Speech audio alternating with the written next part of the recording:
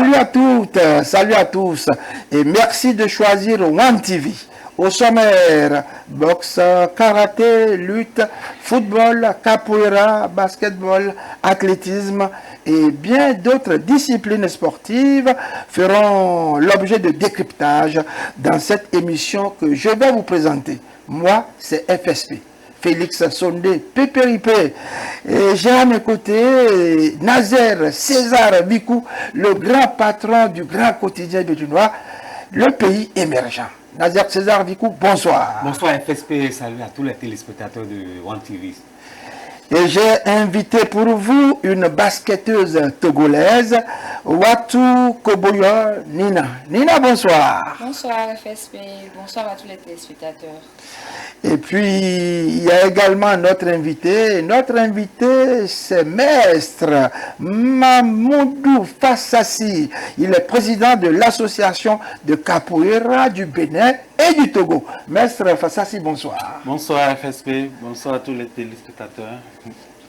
Et pour nous parler également de boxe, tout à l'heure, j'ai invité le fils d'un grand maître, mais que paix à son âme. Il s'agit de Barthélemy Adoukono dit Bateau qui n'est plus, mais son fils est toujours dans le noble art. Il s'agit de Edgar Adoukono. Edgar, bonsoir. Bonsoir Félix, bonsoir à toutes et à tous, très heureux d'être sur One TV. Échauffement, tout le bonheur est ici.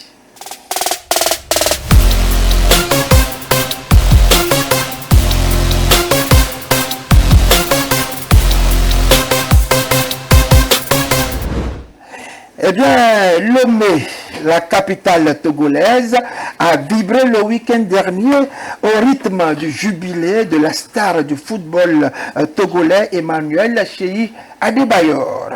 GPP, c'est Gilles-Christ Haïté, reportage.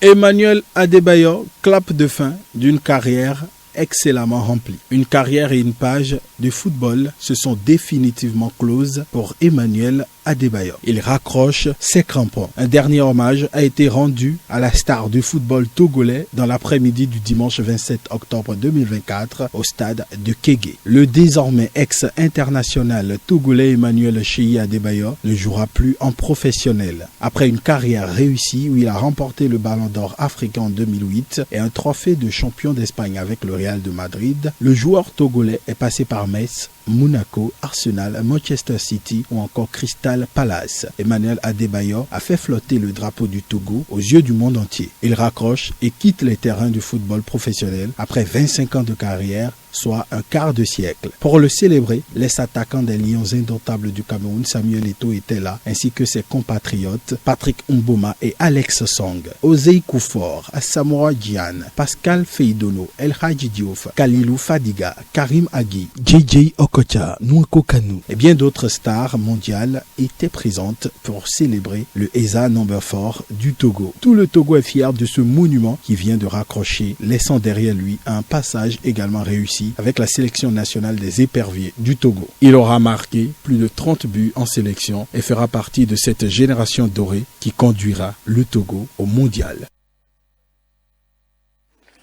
Et voilà, Nazer César Vikou, on peut dire que Cheyi Adebayor a rempli son contrat. On n'a jamais vu un footballeur togolais remplir le stade Kéké de cette façon. En tout cas, on peut lui donner 21 sur 20. Absolument, FSP, il faut dire simplement que Adebayor reste une légende du football togolais. Et vous avez eu le temps de le côtoyer lors de vos déplacements à l'international. Il a beaucoup apporté à ce football togolais qui aujourd'hui peine un peu parce que c'est sous lui, quand il était capitaine de cette sélection togolaise, que le Togo a connu des gloires. Vous vous rappelez la qualification de l'équipe nationale du Togo à la Coupe du Monde en 2006 en Allemagne. Le Togo s'est beaucoup qualifié à maintes reprises à la phase finale de la Coupe d'Afrique des Nations de football. Le Togo a vécu de bons moments, mais aujourd'hui, vous voyez ce qui se passe. Il a connu de grands clubs, Arsenal, et Real de Barcelone, et Real de Madrid, et ainsi de suite. Donc, après 25 ans, un quart de siècle, il a décidé de laisser la place aux jeunes. Aujourd'hui, il est dans il a un orphelinat, il a fait construire beaucoup de choses, il a apporté beaucoup de choses au football togolais, la jeunesse, il parle de la relève. Il a été, ce qu'il a fait dimanche dernier, c'est mémorable. On a vu des joueurs et qui ont beaucoup apporté pour le sport.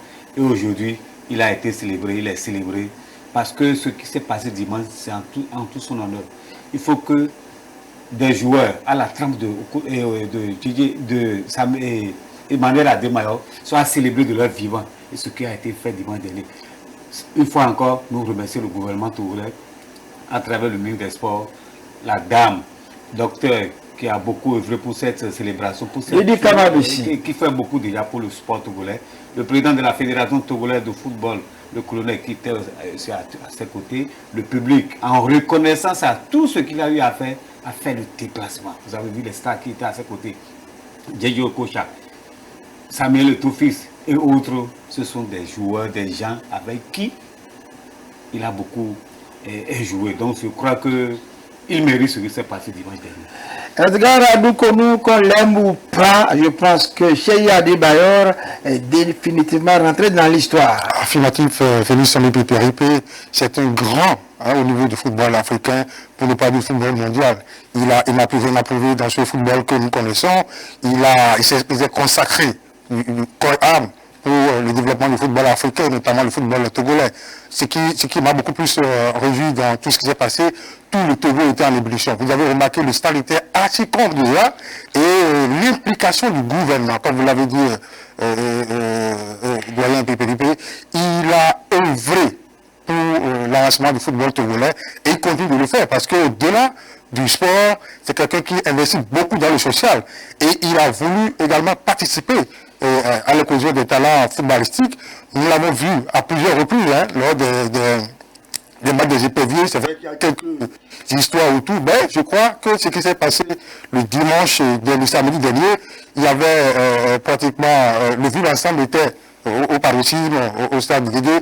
C'est tout ce que nous, on peut souhaiter.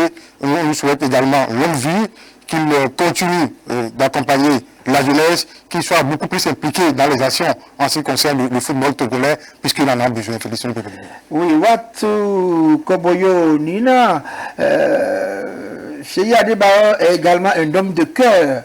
Lorsque un de ses fans est descendu dans la main courante, on a vu les forces de l'ordre se ruer sur lui, mais on a vu tout de suite la star togolaise venir demander aux agents « laissez-le-moi ». Et il a conduit ce jeune jusqu'au banc là-bas. C'est une action qui a plu à beaucoup de personnes. Oui, effectivement, bon, comme ils viennent de le dire, c'est une star qui a vraiment beaucoup de cœur, qui est beaucoup dans le social et qui œuvre beaucoup dans la communauté. Donc, on n'aurait pas pu rêver meilleure fin pour une personne comme lui, parce qu'il a aidé beaucoup de personnes, beaucoup de jeunes, que ce soit dans le foot, que ce soit dans les quartiers, parce que le football sauve vraiment beaucoup. Comme on peut le voir à ses origines, le football l'a beaucoup aidé et je pense qu'il met du cœur dans tout ce qu'il fait. Et c'est un peu normal qu'il soit parti comme il est parti. Maître Mamoudou Fassassi, Cheikh Adebayor, franchement, il nous a tapé dans l'œil. Il est resté à genoux pour demander pardon au peuple togolais. Si, bon, en temps, je vous ai manqué de respect, si en temps, j'ai commis quelques erreurs, pardonnez-moi. C'est un grand homme, hein? Effectivement, c'est un grand homme, parce que ce qui lui est arrivé le samedi passé, sur le stade, on voit que c'est la preuve d'une carrière bien accomplie et bien terminée, bien sûr, et avec l'accompagnement du gouvernement et de toute la communauté. Je pense que c'est seulement à cette fin qu'on peut s'attendre. Et je pense que c'est un bon exemple pour tous les pays, les pays limitrophes, de célébrer aussi vraiment la fin des grands footballeurs qui ont porté le maillot de chaque pays, sinon, et régulièrement, ils sont oubliés. Ils sont oubliés, ce n'est pas bien. Donc, et je lui souhaite vraiment bon vent et du courage dans son projet. Et que la chance sourit aux autres qui restent aussi. Merci. Capitaine, oui, Vico, vous avez un additif. Oui, additif. Je voudrais tout juste rappeler au gouvernement, ceux qui nous dirigent, les stars, que ce soit en football, que ce soit en basketball, que ce soit en dans toutes les autres disciplines, que ces joueurs, ces stars, ceux qui ont porté les couleurs nationales, soient célébrés, soient décorés de leur vivant. Ce n'est pas à titre posthume, ou bien quand ils seront déjà après aller dans leur tombe, qu'on commence à pleurer, qu'on commence à aller chercher les drapeaux. Non, que ce qui se passe, ce qui s'est passé samedi dernier, avec Cheikh Adebayor, on a vu ses collègues autour de lui, les autres joueurs qui ont fait les déplacements, que ça soit pareil pour les autres disciplines, que ce soit pareil dans les autres pays. Parce qu'on a vu des anciens joueurs, des anciens stars dans les disciplines qui meurent dans l'anonymat, ils n'auront rien, ils laissent leurs enfants qu'on vive de son art. Parce que j'ai fait quelque chose, j'ai apporté quelque chose pour le pays. Il ne faudra pas que ça, je sois oublié. Donc, c'est que ça soit nécessaire de leçon à d'autres dirigeants, dans les autres disciplines, dans les autres pays. C'est ce que j'avais ajouté. Eh bien, capitaine de Cheikh Adebayor, maximum de respect. Et sans transition, nous allons parler des CAF Awards 2024. La CAF vient enfin de dévoiler la liste officielle des nominés. GPP pour les précisions. CAF Award 2024, la liste officielle des nominés dévoilée. Pour la deuxième année consécutive, la ville de Marrakech accueillera la cérémonie des CAF Awards prévue pour se dérouler le 16 décembre 2024. La Confédération africaine de football a dévoilé le jeudi 24 octobre 2024 la liste des nominés pour les catégories masculines. Ces prix de la CAF récompensent des performances exceptionnelles dans les compétitions de clubs et nationales avec en point d'honneur les prestigieux titres de joueur africain de l'année de la CAF dans les catégories masculines et féminines. Lors de la précédente édition, le Nigeria avait été à l'honneur avec les prix de joueurs africains de l'année dans les catégories masculines et féminines, respectivement décernés à Victor Osimhen et à sa compatriote Assisat Oshoala. Allons donc à la découverte des nominés pour l'édition 2024. Voilà, je crois que nous n'allons pas nous autres parler, c'est un choix, hein. Nous n'allons pas parler du Ballon d'Or, parce que le Ballon d'Or, tel que c'est fait aujourd'hui, ma foi, personnellement, moi, ne m'a pas plu. Vous êtes également certainement de mon avis. C'est comme si One TV organisait son Ballon d'Or. C'est comme ça, hein. Donc, c'est un journal français qui organise le Ballon d'Or.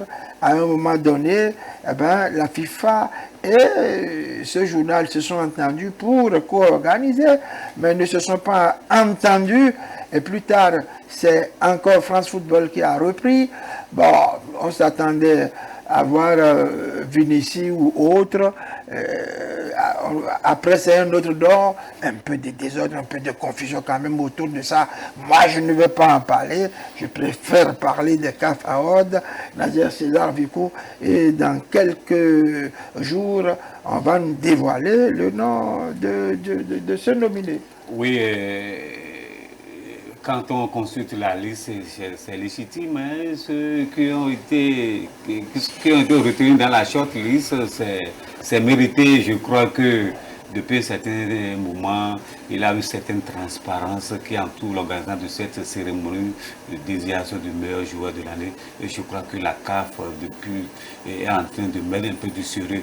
Je ne vais pas revenir un peu sur ce qui s'est passé par rapport au Ballon d'Or. Vous avez vu les polémiques autour.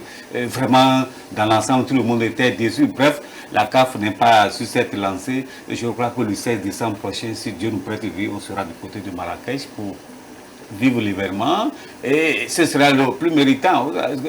Vous avez vu l'année dernière, Osimhen, le Nigérian, tout le monde était unanime pour dire que bon, il le méritait. Cette année, ça sera la même chose. Je crois que quand ça se passe comme ça, beaucoup est impliqué, ça donne un peu de sérieux, mais que c'est une seule structure qui s'approprie, ou bien des fois, on a tendance à croire qu'il y a un peu de ségrégation, mais cette fois-ci, quand on voit Ademola et Guirassy, au niveau des portiers, le Cabrera Onana, on sait que c'est un choix unanime. Et je crois que le 16 décembre prochain, on sera du côté de Marrakech pour vivre l'événement. Et je crois que ça serait dans les bonnes conditions, pas comme le ballon d'or de la FIFA. Edgar Adoukonou, vous êtes de son avis? Évidemment, je suis d'avis que du coup, vous savez, l'organisation de ces genres de compétitions requiert certains nombre de discussions à prendre. Et quand il n'y a pas de crédibilité autour, ça cause véritablement problème. Aujourd'hui, excusez-moi, ballon d'or, déjà c'est un problème.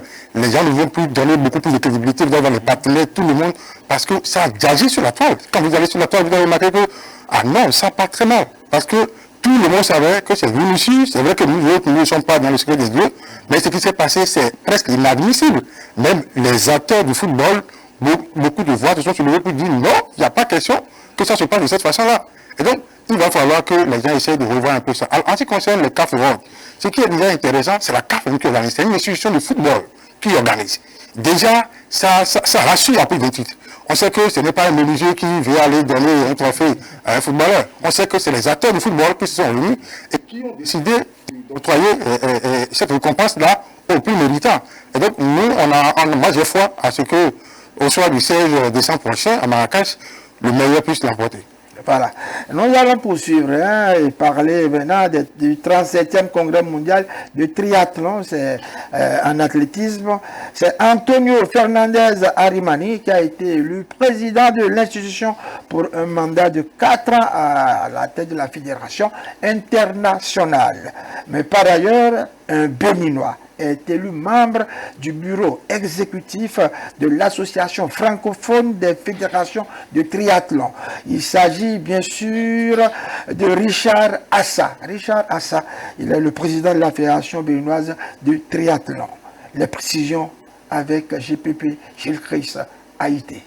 Le 37e congrès mondial de triathlon élit Antonio Fernandez Arimani comme président. Le Béninois Richard Assa, président de la fédération de triathlon, est élu membre du bureau exécutif pour un mandat de 4 ans. En début d'après-midi de la semaine dernière, à Torremolinos en Espagne, Antonio Fernandez Arimani a été élu par les membres de l'association pour devenir le 3e président de World Triathlon lors du 37e congrès de l'instance dirigeante mondiale de ce sport. Antonio Fernandez Arimani succède à Marisol Casado qui quitte ses fonctions après 16 ans. Après 4 jours de course incroyables en finale du championnat, le congrès a vu des élections au comité exécutif, aux 9 comités, ses commissions et au tribunal. Promettant une nouvelle ère pour le sport du triathlon, Antonio Fernandez Arimani a déclaré, je cite, « Je suis vraiment honoré d'accepter cette responsabilité et de mener notre sport bien-aimé vers une nouvelle ère. C'est une période passionnante pour le triathlon et je suis prêt à relever les défis à venir. Ensemble, nous travaillerons pour élever le triathlon au niveau supérieur en veillant à ce que nos athlètes, nos entraîneurs et nos communautés bénéficient du soutien dont ils ont besoin pour s'épanouir. » Fin de citation. Soulignant l'importance de succéder à Marisol Casado, Antonio Fernandez Arimani a remercié le soutien total de la Fédération nationale espagnole et de toutes les fédérations nationales qui ont voté pour notre projet, mais ce n'est pas seulement pour elles. Notre projet est ouvert à tous et j'aimerais que tout le monde se sente partie prenante. Je promets d'apporter les changements nécessaires pour rendre cette organisation encore plus performante. Il est essentiel que nous travaillions ensemble avec les fédérations nationales, les confédérations continentales et tous les membres de la communauté du triathlon. En favorisant des partenariats solides, nous pouvons poursuivre la bonne gouvernance de notre organisation et ouvrir de nouveaux horizons pour le sport. Ensemble, nous créerons un environnement où chacun pourra réussir et où l'esprit du triathlon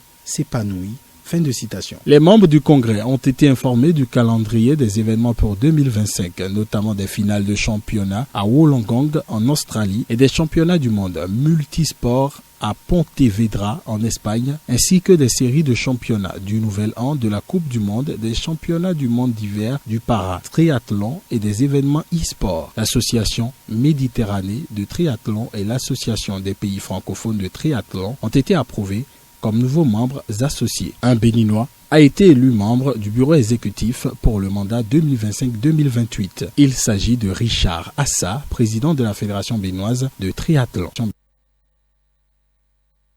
Richard Assa. Il le mérite bien, Nazer César Vicou. Oui, tout à fait, parce qu'il n'est pas né de la dernière pluie et c'est un vrai sportif. Moi, je l'ai connu à la natation. À la natation. Oui, il a fait ses preuves. Oui. Aujourd'hui, il a créé sa discipline. Et c'est vrai, au début, ça balbutiait un peu parce que, vous savez, le début de toutes choses est souvent difficile. Maintenant, il a essayé de retrouver ses repères, il a pris ses repères, et petitement, la discipline de faire son petit bonhomme. Et vous savez quoi, Nazer César, vu qu'on se connaît en Afrique, eh ben, lorsque vous avancez, lorsque on voit que vous évoluez, on vous colle des pots de banane, on fait tout pour vous tirer, on fait tout pour vous faire tomber. C'est le cas de ce monsieur, Richard Assa, à la natation. On était aux Jeux Olympiques à 2 reprises. Un grand homme, grand entraîneur, professeur de sport, inspecteur de l'enseignement secondaire. Eh ben, lorsqu'on lui a donné des coups, il s'est retiré. Il est allé créer le triathlon. Absolument. Et ça marche formidablement. Là, au début, il a failli vivre les mêmes scénarios, mais finalement, tout est rentré dans l'ordre. Oui. Ce que je voudrais simplement dire, c'est un honneur. Parce que souvent, nos compatriotes à l'international sont bien chouchoutés, sont bien aimés. Et récemment... Même les prophètes chez soi. Récemment, vous avez vu, c'est... Notre ami Sounou Ferdinand qui a été réélu au tennis de table à l'international. À la confédération. C'est son cri, c'est comme ça qu'on l'appelle. À la Confédération africaine de handball, on a un Béninois qui dirige l'instance. À la Confédération africaine de sport boule, c'est des Béninois. Le verra de suivre. Mais celui-là, vraiment, bravo. À la Confédération des rollers, c'est un Béninois. Je crois qu'il va falloir que ceux-là, les gens chez eux, qui soient beaucoup adulés, accompagnés, soutenus. Parce que ceux-là, c'est comme des ambassadeurs. Ils ne sont pas être diplomates. Ceux-là, c'est des ambassadeurs de sport. Ils doivent être bien soutenus ici. Mais je crois que le gouvernement qui est là en train de faire des efforts dans ce domaine-là. Pour les accompagner. Edgar Aboukonon. Même David, vous savez que, comme je l'ai toujours dit, tout ce qui œuvre pour la diplomatie offensive, c'est du ressort du gouvernement. Le gouvernement accompagne comme cela se doit. Et vous avez remarqué que depuis un moment, les Béninois s'illustrent à la tête des différentes fédérations internationales, confédérations, autant pour moi, parce qu'il y a un travail de fond qui a été abattu par ces 10 fils de notre pays. Alors, vous avez parlé tout à l'heure de l'honorable Ibrahim Idrissou. Grâce à lui, le leader a pu avoir le championnat du monde de pétanque. Et voilà encore notre Béninois que je connais très bien. Et grâce à lui, eh ben, la pétanque, au niveau de la pétanque dans l'Afrique aujourd'hui, eh ben, on constate qu'il y a une révolution. On constate que tous les pays presque jouent à la pétanque. Et bientôt, il y aura le championnat du monde de pétanque à Dijon, c'est en France. C'est en décembre. Hein? Oui, décembre. Et voilà. Du 3 au 9. Et les Africains se signalent encore. L'Afrique qui arrive à gagner le sceptre mondial. Le Bénin, par exemple, qui est allé jusqu'à être vice-champion du monde, qui a été même champion du monde. Je crois que c'est énorme. Des gens comme Idrissou Ibrahima, on en a besoin. Exactement, on en a besoin. Donc, je ne peux que souhaiter bon vent au président Assa. Richard. Il va falloir également qu'on l'accompagne afin que son mandat soit un mandat rempli de succès. Parce que c'est de ça il s'agit, vous l'avez dit tout à l'heure, des pots de banane, et c'est le fort. Nous sommes des spécialistes en ça. Nous sommes forts dans ça. Vous savez quelque chose. Parce que nous avons la chance parce que... l'autre grippe un peu, un pot de banane, il tombe. C'est la jalousie. C'est la jalousie tout simplement. Ce n'est pas bon. Et ceci fait que même au niveau, tu sais, nous, la chance que nous avons, nous savons esquiver un peu le coup. On a fait remarquer le but dans ce pays. Et donc, il va falloir qu'on essaie de revoir un peu, de travailler un peu notre mentalité. Le Béninois est tellement bon à l'étranger, mais chez lui, il est venu pour des raisons de jalousie. Il va falloir que les gens puissent revoir. Même chose pour le Togo. Hein? C'est la même chose. Donc, on ne veut pas l'évolution de l'autre. Pourquoi? Il va falloir qu'on le fasse parce que c'est pour... Au Niger, même chose. Au Ghana, même chose. Au Burkina Faso, même chose. Au sud du Sahara, même chose. Je crois que ce qu'il faut faire, c'est de faire fi, c'est de ne pas écouter ceux-là, ces jaloux-là, et de faire ce que votre cœur vous demande de faire. Faites-le si bien que tout le monde vous dira bravo. Allez, nous allons parler de la balle au panier, le basketball, avec une très belle jeune dame, une basketteuse togolaise que j'ai invitée pour vous, Watu Koboyo Nina, qui est dans ce studio. Alors, comment avez-vous découvert le basketball? Bon, moi, j'ai commencé le basket très jeune, à 15 ans. Je sortais de l'école et souvent, il y avait mes amis, il y avait un terrain à côté, il y avait toujours mes amis là-bas. Donc, j'allais de temps en temps. J'ai commencé à apprendre, j'allais tout le temps en tenue d'école. J'étais en robe, donc j'ai commencé à apprendre comme ça. Au début, mon père, il n'était pas d'accord. Mais au fur et à mesure du temps, quand j'ai commencé à évoluer, on a commencé à me reconnaître. Il a commencé à me laisser. Et c'est là que j'ai pu bien m'épanouir dans ce sport-là.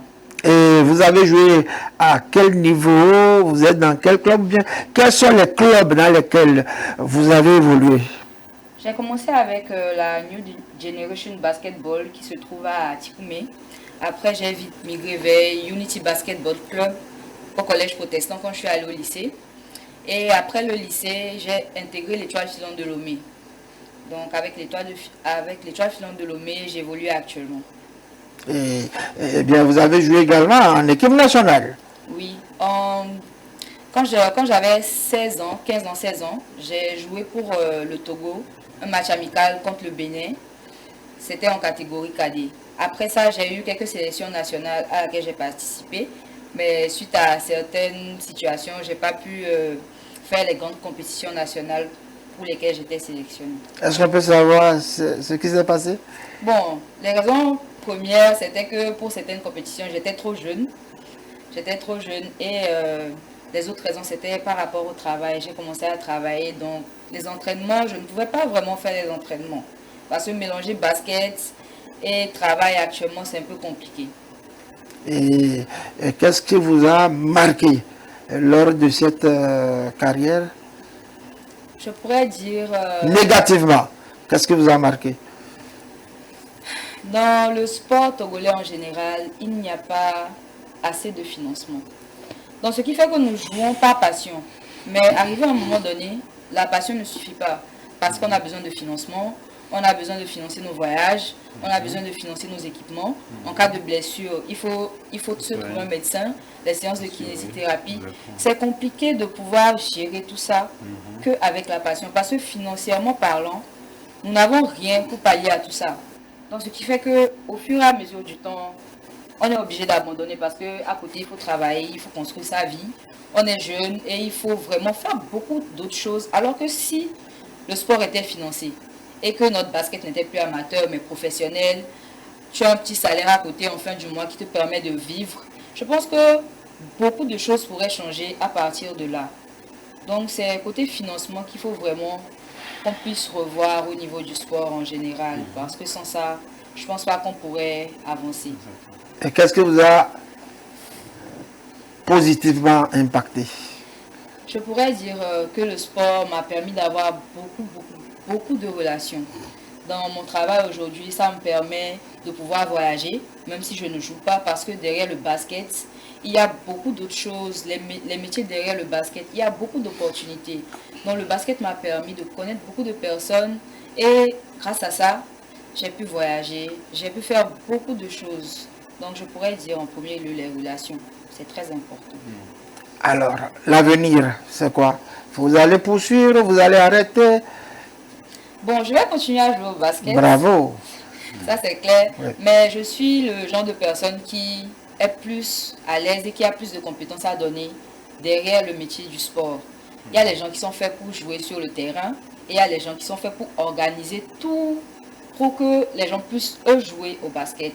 Je pense que moi, mes compétences, elles sont plus là-bas que sur le terrain de basket. Vous voulez migrer vers, vous voulez devenir entraîneur, on dit maintenant entraîneuse aussi, hein, ou alors, il y a les autres métiers, hein, du sport, du basketball, vous voulez choisir un de ces métiers, c'est ça?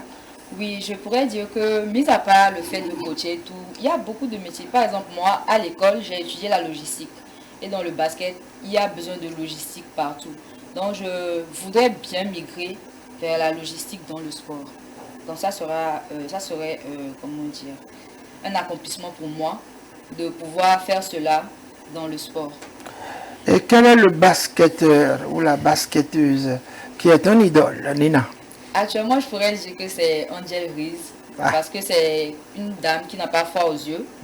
Elle est bien dans son domaine, elle fait ce qu'elle a à faire, et en dehors de ça aussi, quand on dit souvent les femmes, quand on fait du sport, on est souvent comme des garçons, on n'est pas belle et tout. Elle, c'est vraiment le contraire. C'est vraiment la jolie fille, très belle. Mais vous êtes très belle aussi. Merci beaucoup.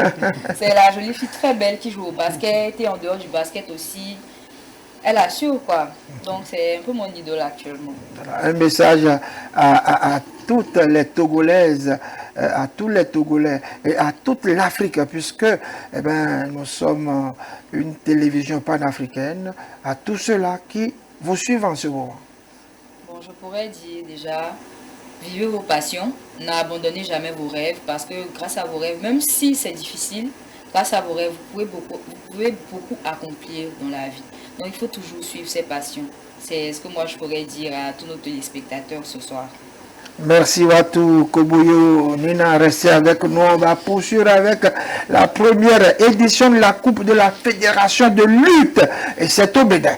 Coup d'essai, coup de maître pour Yves Azifan, président de la Fédération béninoise de lutte. GPP, images et son. Première édition de la Coupe de la Fédération de lutte au Bénin, coup d'essai, coup de maître. Pour cette première expérience, la Fédération béninoise de lutte a choisi la ville de Parakou. C'est dans le septentrion du Bénin à 417 km de Cotonou, la capitale économique.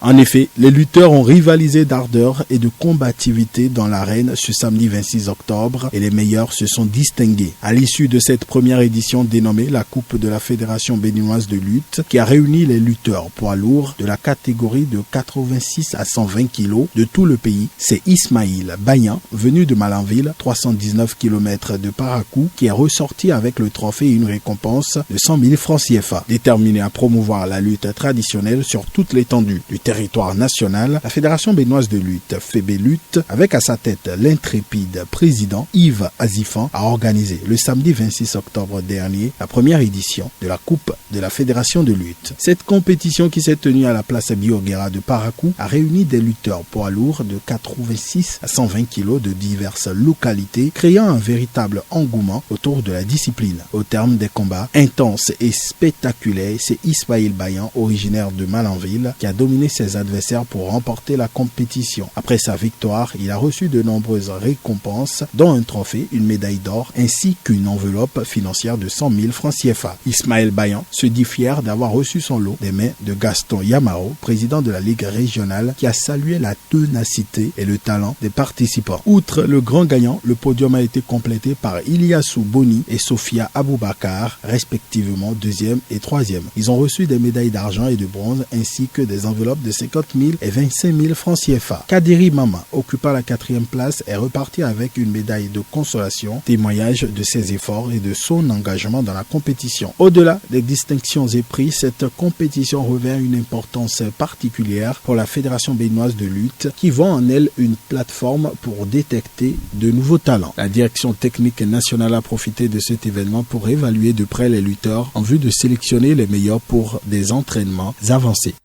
Ces futurs champions pourraient intégrer des clubs et viser à terme la sélection nationale de lutte.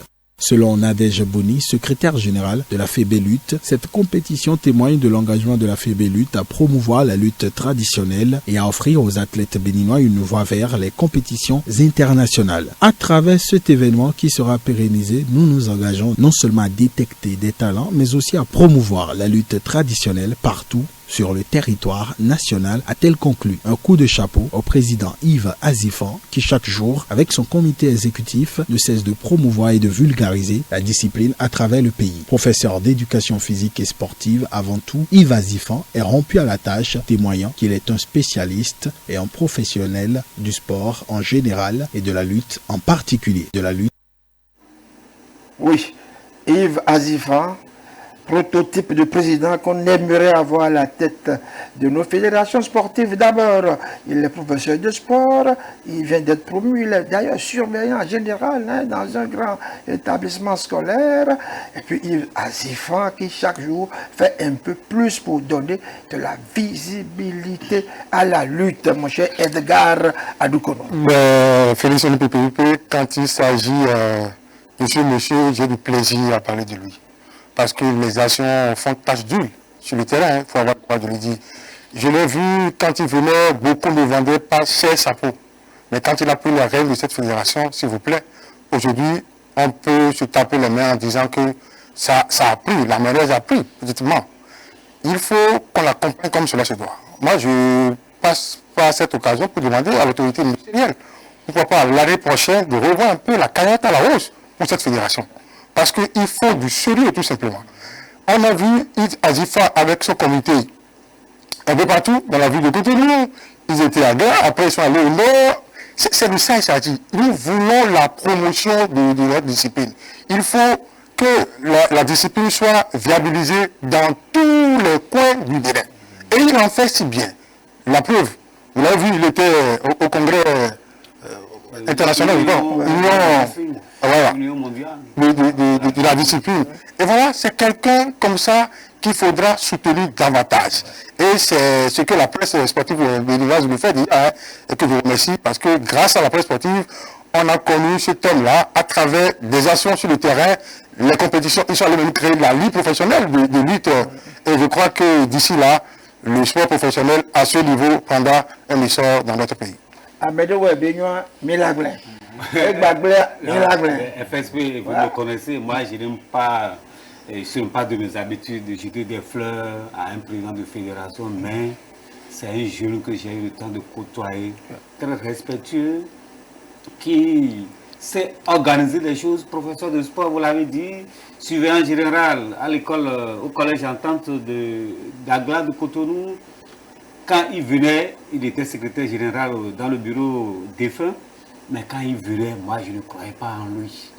Je lui disais, lui, il peut faire quoi? Il était où? Mais j'ai commencé à déchanter. Parce qu'aujourd'hui, la lutte est en train de prendre. Contrairement à ce qu'on a vécu avec les présidents qui se sont succédés. Je crois que c'est un monsieur qu'il faut accompagner. S'il le fait bien, on doit l'accompagner, c'est ce qu'il fait déjà. Et la lutte est un sport olympique. Il était, d'abord, les gens, c'est quelqu'un en qui on peut faire confiance. Aussitôt élu, quelques mois plus tard, il a été élu membre de l'Union francophone de lutte. Aujourd'hui, il a fait son entrée, il a rencontré des partenaires quand il était à Barème. Et c'est que celui-là, comme l'a dit mon jeune ami Edgar Gounou, il faut que le ministre pense prochainement à ces gens de fédérations qui font beaucoup d'efforts. On a vu des fédérations de millions, mais n'arrivent à rien faire. Ils ne sont même pas olympiques. Ils ne font même rien sur les activités se limitent seulement aux championnats nationaux. Et quel championnat? Il ne dit que 2 heures à peine. Et lorsque vous le dites, ils ne sont pas. Ils croient qu'ils sont contre. Vous êtes contre. Alors qu'on dit la vérité. Nous sommes dedans, ça fait des années pour voir comment ça se passe. C'est ça. Donc la lutte aujourd'hui est en train de prendre. Et notre ami, notre jeune frère et président Yves Azifan doit continuer, doit rester dans la même dynamique. Respecter la presse parce que la presse n'a pas nécessairement l'argent. Il y en a qui n'ont pas. Oui, puis quand ils ont un peu d'argent. Ils croient que vous voulez l'argent. Non, même pas ça. Ils ne foutent rien, ils mentent tout le temps au peuple. Et puis, bon, aucun résultat. Donc, ils vous promettent aujourd'hui, demain, même litanie, après-demain, même chose. Ils font du surplace. Donc, il y en a qui travaillent véritablement. Le peuple, ils ont chaque année, ils font des efforts. Ils ont beaucoup d'activités, les championnats. D'abord, avant d'arriver là, ils ont déjà organisé des compétitions au niveau des départements. Et bientôt, il y aura le championnat national, il y aura des compétitions régionales. Je crois qu'il a quelque chose qui est en train d'être fait et il mérite d'être accompagné, comme je le dis souvent. Voilà, bravo, félicitations à toi Yves Azifan et à ton comité exécutif. consécutifs. Allez, premier tour des éliminatoires du CHAN 2024. Le CHAN, c'est le championnat d'Afrique des nations de football. Les éperviers locaux prennent une sérieuse option pour la qualification en venant à bout des Guépards à domicile. Au match aller 2-0 et le match retour, c'est le 2 prochain. À Abidjan. À Abidjan, n'est-ce pas? Absolument. Bon, allez, reportage GPP. Les matchs du premier tour des éliminatoires du CHAN 2024 se sont déroulés le week-end dernier dans les différentes zones en Afrique. Les éperviers locaux du Togo ont pris le dessus sur les Guépards du Bénin au stade de Kégué sur un score de 2-0 sur des réalisations de Denis Abalo à la 10e minute et de Kokou Bruno à Votor dans les derniers instants du match. Cette victoire permet à la bande de Kader Koubaya de prendre une belle option avant le match retour prévu le 1er novembre prochain en Côte d'Ivoire. Voici le résumé des scores qui ont sanctionné les autres matchs du premier tour. Sierra Leone 1, Libéria 2, Soudan 1, Tanzanie 0, Burundi 3, Somalie 0, Djibouti Rwanda 1-0, Zimbabwe 0, Swaziland 3, Lesotho 1, Namibie 0, Soudan du Sud 2, Kenya 0. Les matchs retour entre ces différentes nations se joueront les 1er et 2 novembre 2024. Vu qu'on n'a pas compris, hein, les Guépards se sont fait cueillir, j'ai pas compris. 2-0, c'est quand même trop, hein, pour ces Guépards à qui on a tout donné. On donne tout. Ils étaient dans les, qu'est-ce qui s'est passé? Dans les meilleures conditions. Crispation, coup du sort, malchance, qu'est-ce qui s'est passé? Parce que je les ai vus, d'abord en première mi-temps, ils avaient abordé cette rencontre avec beaucoup de peur, c'est à croire qu'ils ne se retrouvaient pas. Il a fallu ce but-là pour le voir un peu se réveiller, pour constater qu'il a un certain regain, mais ils ont couru derrière le but égalisateur. Et vous savez, à force de courir et de déserter vos bases arrière, vous encaissez, c'est ce qui est arrivé parce que l'entraîneur n'a pas su positionner les éléments. Si vous courez après l'égalisation, vous pouvez même éviter d'encaisser une autre, mais quand vous courez trop après l'égalisation, que vous laissez vos arrières, l'adversaire, il en profite. Mais il faut reconnaître quand même que les éperviers locaux ont terminé l'heure de jeu, étaient dans le match, des passes millimétrées, des garçons qui ont envie de jouer véritablement au football, contrairement donc aux Guépards. Le football reste le football, il n'y a pas de transitivité dans le football comme on le dit. Peut-être tout peut arriver à Abidjan. C'est vrai, c'est vraiment difficile. Il faut marquer 3 buts pour espérer aller au second tour. Est-ce que vous y croyez, Edgar Adoukono? Pas grand-chose, hein, on le croit de le dire, hein, parce que ce qui se passe aujourd'hui, au niveau de cette formation footballistique, il y a du travail à faire. Ça ne nous rend pas. C'est vrai, l'État a mis aujourd'hui les moyens à disposition, mais au niveau de l'encadrement, on ne sait pas réellement ce qui se passe concrètement. Il va falloir que l'on puisse revoir un peu le coaching. Hein. Moi, je vois que le système de jeu est beaucoup plus sur le plan tactile. L'entraîneur a du boulot, tout simplement. Parce que ce que moi j'ai vu la dernière fois, bon, ça m'a pas beaucoup plu. C'est vrai, c'est notre pays, on l'a soutenu d'une manière ou d'une autre. Mais il va falloir qu'on essaie de revoir un peu les choses. Sinon, je l'ai toujours dit, il n'y a pas de génération spontanée dans le sport. Il n'y a pas la chance d'accompagner tout le monde. Mais du sérieux et le travail assidu peut nous conduire à la victoire. Vivement qu'il fasse une bonne prestation. C'est ça le plus important pour moi. Hein. Il faut qu'il évite les dégâts à Abidjan. Et que la chance les accompagne tout simplement. Oui, Abidjan. Moi, je trouve quand même qu'on pouvait faire autrement les choses, parce que ça fait beaucoup d'argent quand même, mais beaucoup d'argent, avion, hôtel, etc. On pouvait jouer à Lomé. Pourquoi pas? FSP, vous savez... Par bus, on peut venir jouer, on aura plus de spectateurs, et puis les Togolais également vont supporter le Bénin. Mais Abidjan, je ne sais pas qui a donné l'idée, mais je trouve ça quand même... qui coûte très cher, l'hôtel qui coûte très cher. Depuis lundi, mardi, je ne sais pas pourquoi c'est comme ça. Moi, franchement, je n'arrive pas à... Est-ce parce qu'on a beaucoup d'argent, Nazer César Vikou? Bon, je ne crois pas. Il va falloir qu'on nous explique un peu, en dehors de l'équipe A', il a aussi A. Et à chaque fois, à partir de 14, déjà, on va faire le déplacement d'Abidjan. Le déplacement avec les joueurs, le déplacement avec les supporters, c'est beaucoup. Quand je me suis amusé à faire le calcul, mais c'est beaucoup d'argent. Il suffit de prendre les frais d'hôtel, le déplacement, location de bus, etc., etc. Alors qu'on a le Togo à côté. Qui est notre voisin. Qui est notre voisin, on peut négocier, venir jouer au Togo. Edgar Radou connaît. Exactement, en fait, ils sont depuis. En fait, c'est ce que le journaliste pense. Hein? Ah ouais, ben, moi Qui a intérêt à faire voyager. Aujourd'hui, le métier des sports est carrément dans une autre vision. Il ne faudrait pas qu'après la défaite ou le débâcle des formations sportives, on puisse jeter le corps, le temps autant pour moi sur le gouvernement.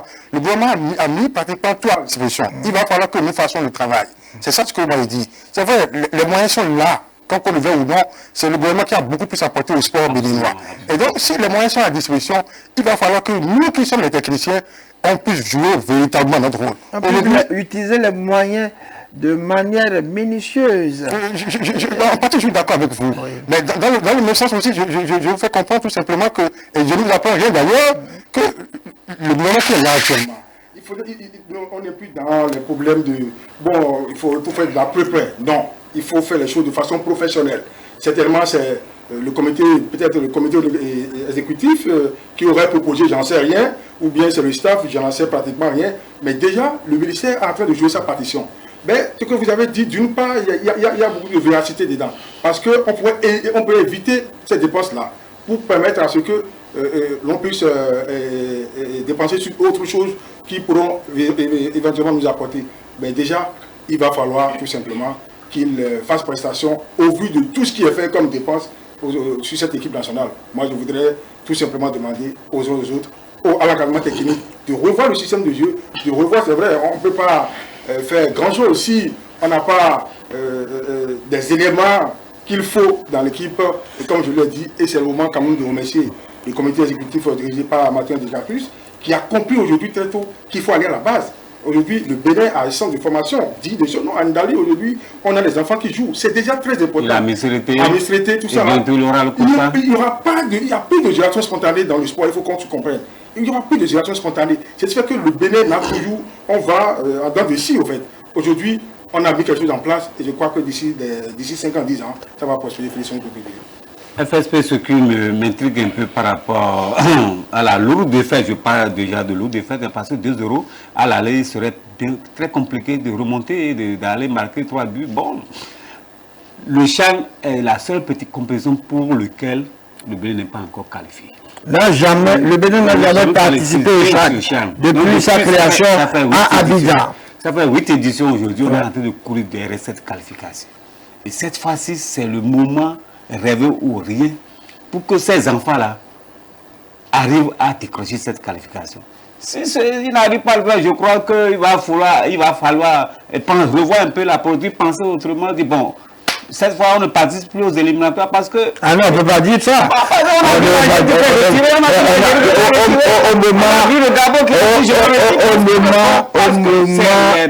Au moment où le gouvernement met beaucoup de milliards, beaucoup de moyens, il suffit de mieux réfléchir et puis ça va avancer.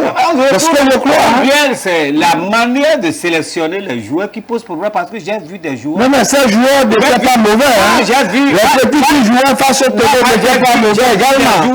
Moi j'ai vu des joueurs depuis 2017 quand j'étais avec l'équipe locale sous Omar Chomogo. J'ai vu des joueurs, ces joueurs-là qui sont souvent convoqués. Je me dis, c'est quoi, ils ne sont que ça, il n'y a plus d'autres joueurs. J'ai vu un joueur depuis 2017-2016 qui a suivi l'équipe locale. Non. Il n'y a plus d'autres joueurs pour... Du coup, comme je l'ai dit, il faut remédier à tout ça. On ne peut que faire avec ceux qu'il a à sa disposition. Il a d'autres, non. Je ne critique, je ne suis pas entraîneur, mais il a d'autres. Il y a un championnat, il y a quand même beaucoup de joueurs. Il y a d'autres joueurs, les mêmes qu'on a vu. Et puis même, il faut avoir le courage de le dire.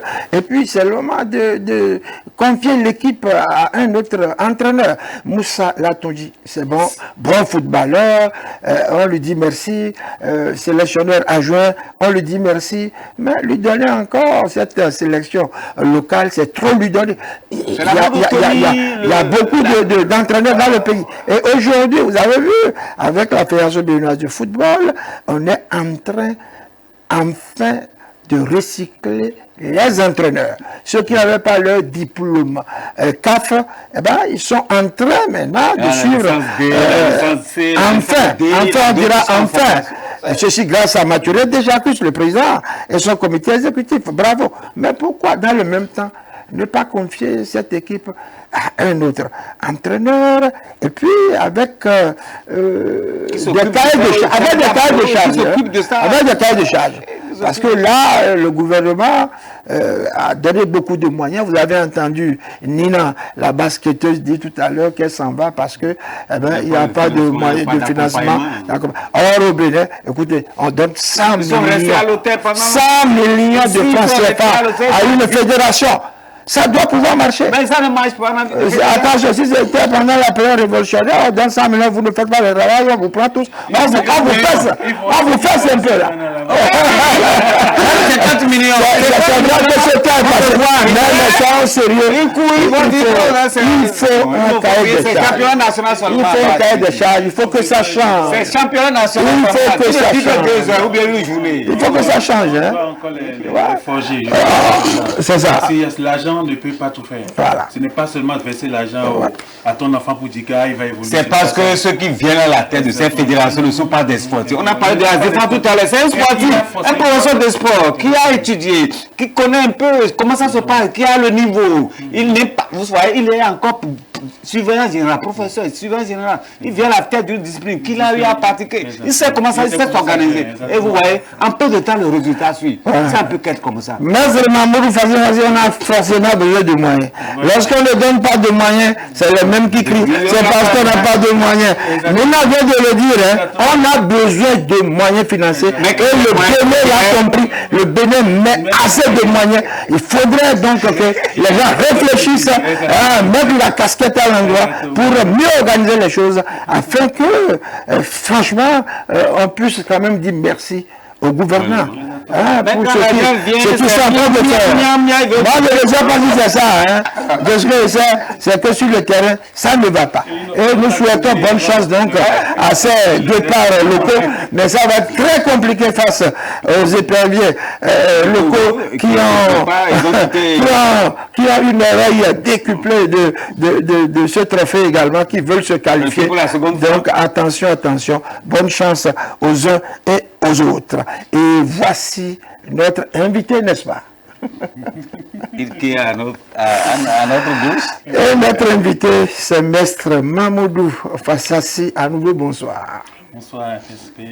Vous revenez du Brésil, vous êtes maître de capoeira au Togo, au Bénin. C'est quoi la capoeira? La capoeira, c'est une discipline sportive que surtout les Africains le classent comme danse. Alors que c'est l'art martial qui a permis à nos ancêtres déportés au temps de l'esclavage de s'émanciper et de lutter contre leurs agresseurs, contre les oppresseurs. C'est l'art martial le fait qui les a libérés. Parce que si nous attendons l'abolition de l'esclavage en 1888, je vous assure tout, lorsqu'on va lire dans les livres du Brésil en portugais, on verra que la capoeira a beaucoup contribué pour les révoltes qu'ils ont commencées depuis des années dans des grandes villes du Brésil. À Bahia, dans les plantations de canne à sucre, ils ont coulé leur sang pour se libérer de l'esclavage. L'abolition de l'esclavage n'était pas descendue comme ça, ancien papier. Même on a dit que la reine Elisabeth, c'est elle qui a permis à cette abolition de l'esclavage. Mais les gardes-corps de la reine étaient des Africains, capoeiristes bien sûr. Donc lorsque l'abolition de l'esclavage même a apparu, ils ont pris même dans les capoeiristes des vrais combattants pour en faire des gardes-corps, les politiciens. Donc la capoeira a tellement beaucoup donné au Brésil que c'est aujourd'hui que le Brésil reconnaît au fait la valeur de la capoeira. Parce que plusieurs années dans le passé, lorsqu'ils ont compris que ce n'était pas une danse et que c'est un art martial que les Africains ont créé, ils ont mis le code pénal à la capoeira. Pour se défendre? Pour se défendre et pour lutter parce que la capoeira devenait s'opposait à leurs négociations. l'esclavagisme. Donc, ils ont mis le code pénal à la capoeira. Et la capoeira a duré des années dans le code pénal. Et c'est après, un nouveau président est venu. Il a vu ce sport parce qu'un grand maître, un Bayanais, qui est un descendant des Africains, qui était maître, qui a travaillé pour moderniser la capoeira, renforcer la capoeira de son style ancestral, et la moderniser. C'est devenu un sport complet parce que lui, il dit, je ferai de la capoeira un art martial très efficient. Parce que le capoeiriste, en face de l'adversité, doit vaincre à coup sûr. C'est ça, c'est ce que... Parce que la capoeira, pour nous, même la science a travaillé sur la capoeira et on a vu que même les coups de pied que sort la capoeira est vachement plus puissant que ceux des autres disciplines. Donc la capoeira, c'est une science, au fait, sportive. Parce que le corps, on donne l'expression corporelle, au fait, et au rythme de la musique. Mais quand on écoute, on voit les gestes, on pense que c'est de la danse, alors que c'est une discipline sportive au complet, multidisciplinaire. Et nous vous voyons à l'écran, vous êtes en casquette. Oui. Et c'est vous qui êtes en train... Oui, c'était à l'île de Gorée. À l'île de Gorée, au Sénégal. J'étais en train de tester mon ami qui est venu de la Suisse. C'est ça. Qui est un professeur. Oui. Voilà. Là, c'est un sport, c'est un jeu. Il y a des pièges qu'on peut se donner. Et l'autre, si l'un tombe, là, c'est que oui, l'autre a gagné. Donc il faut...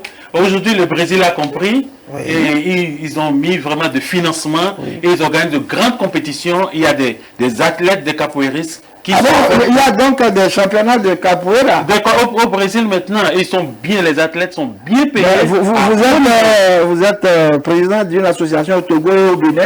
Est-ce que vous arrivez à participer à Pas pour le moment. Est-ce que les autorités vous aident à faciliter? Non, pas encore. Les autorités n'ont encore rien fait. Et pourquoi? Jusque-là, c'est mes propres poches. Si vous voulez parler par exemple du Bénin, il y a un nouveau ministre très jeune, très compréhensible et très volontaire que vous pouvez aller revoir. Si vous parlez du Togo, il y a une grande dame, docteur Lydie Kamabessi, qui, ma foi, est une intellectuelle bon teint et qui fait bien le travail. Il faut vous rapprocher. En fait, j'ai grandi au Bénin, donc je vais parler du Bénin. Le tout ne suffit pas d'avoir un bon ministre. Donc le tout suffit d'avoir des bons collaborateurs, ceux qui sont là. Pour avoir les papiers. Parce que vous avez tenté une fois plusieurs fois. Vous avez mis des bâtons dans les roues. On nous a rejetés. C'est pas normal. Je vous dis. On ne nous a même pas ouvert la porte pour dire, ah, venez, qu'est-ce que vous faites? On va comprendre mieux. J'avais amené, parce que l'association Capoeira Bénin avait fait son adhésion à la Fédération mondiale de Capoeira qui a été installée. Et on a eu tous les papiers, on a envoyé ces papiers, ils ont jeté les papiers à la poubelle. Ah bon? Oui, parce que est-ce que le ministre en savait? Le ministre ne savait. Non, il y a un nouveau ministre. Mais actuellement, on ne sait pas ce qui se passe. Non, demandez une audience. Je pense qu'on va c'est un grand type, c'est un grand ministre, c'est un monsieur qui écoute tout le monde, hein. Il a l'écoute, hein. Allez le rencontrer, il va vous comprendre. C'est au niveau international, vous avez ce qu'il faut, pourquoi pas au niveau national. Vous avez quelqu'un comme Okri Novillon, qui est le directeur de tout cela, et qui pourrait également vous faciliter les choses.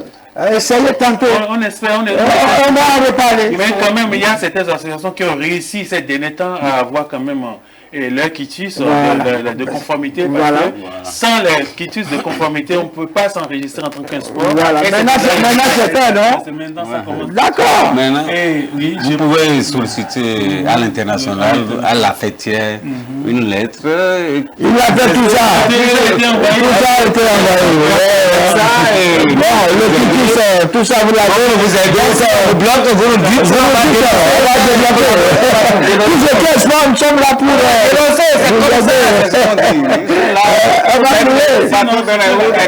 Aujourd'hui, on a plus de 6 associations dans certains départements que nous travaillons. Il y a beaucoup d'enfants qui s'intéressent. Les jeunes s'intéressent. Et donc, le but, c'est quoi?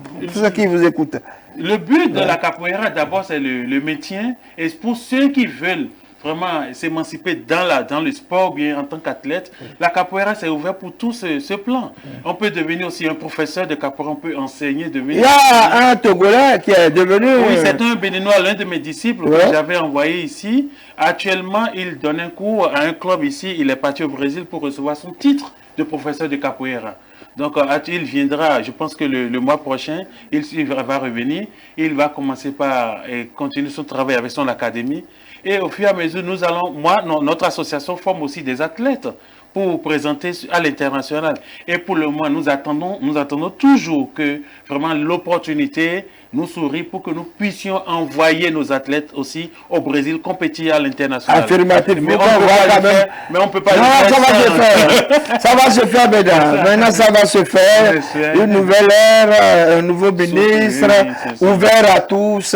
Benoît Dator. La chose bouge. Ça va bouger. Ça va bouger. Ça va bouger. Et puis, souvent, on chante.